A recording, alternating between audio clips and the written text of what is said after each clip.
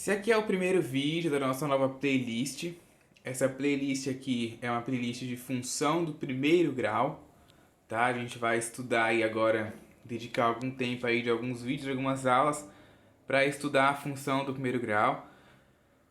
Aconselho a vocês que assistam, né, quem tá caindo aqui de paraquedas nesse vídeo, que assista todos os vídeos, né, da playlist de função do primeiro grau, tá?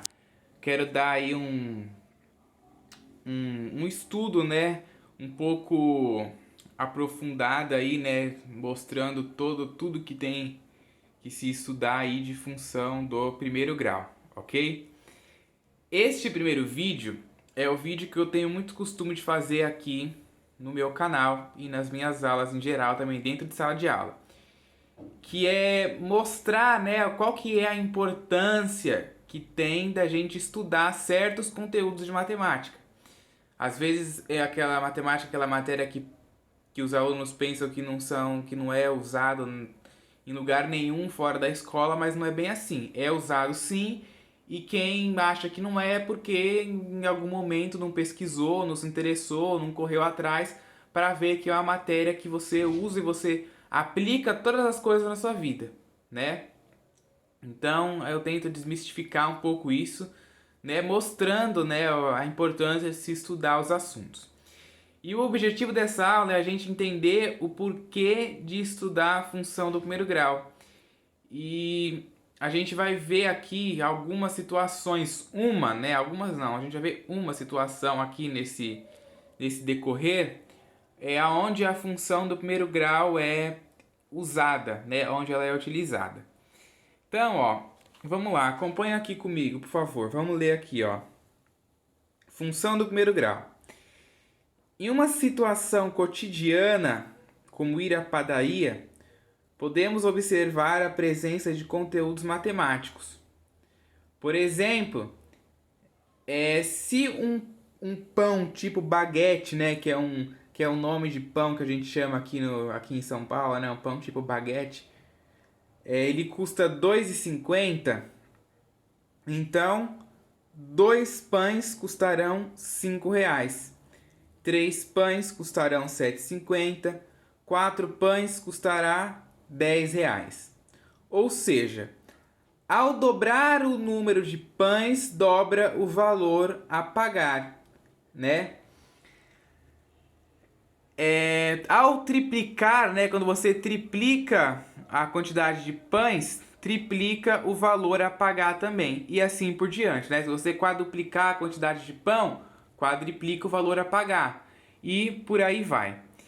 Então, dizemos que a grandeza valor a pagar varia de modo diretamente proporcional.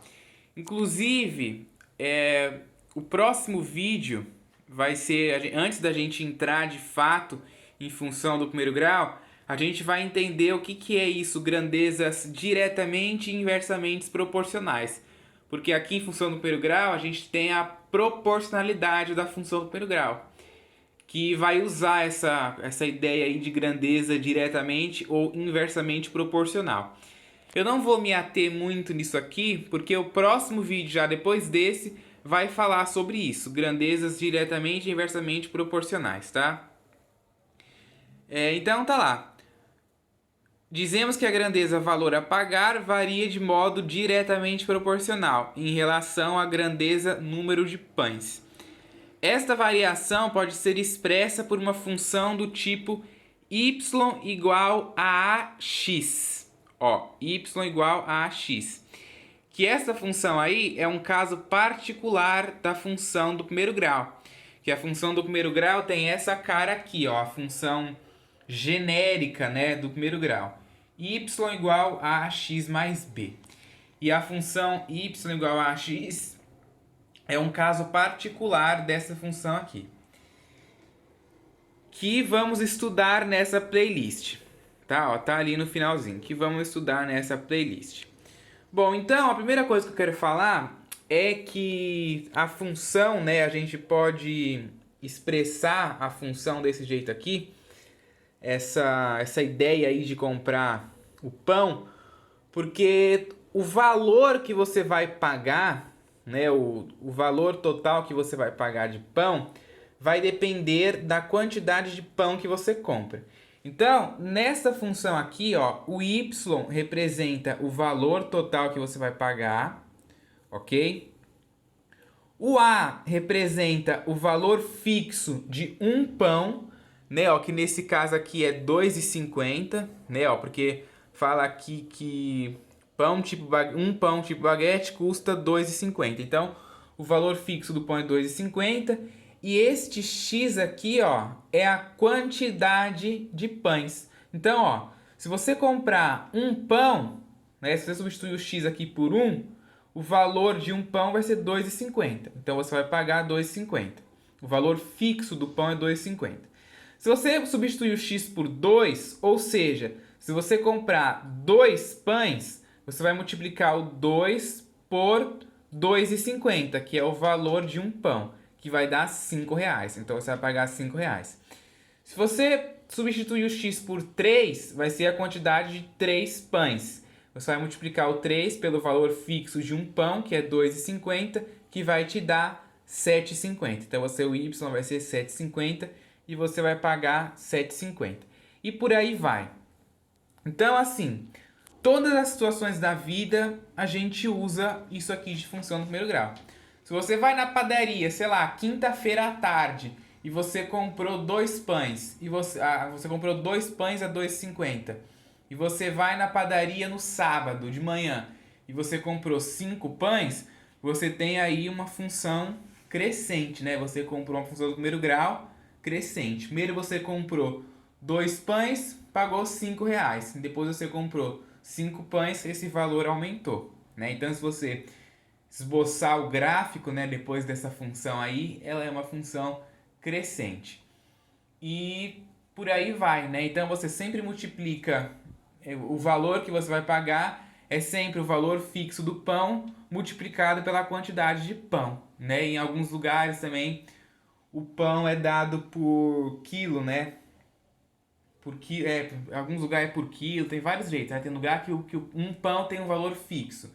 Em outros lugares lá é quilo, grama e por aí vai, né? Cada padaria aí varia do jeito que cada dono da padaria manda, né? Então, assim, estão observando que essa situação, né, é uma situação totalmente cotidiana. Totalmente cotidiana.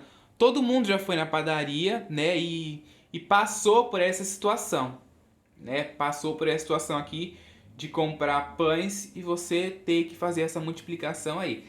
Claro que isso aqui, né, você vai na padaria, você não vai imaginar que você tá lá vivendo uma situação utilizando a função do primeiro grau, né? Isso aqui acontece de uma forma indireta, mas acontece.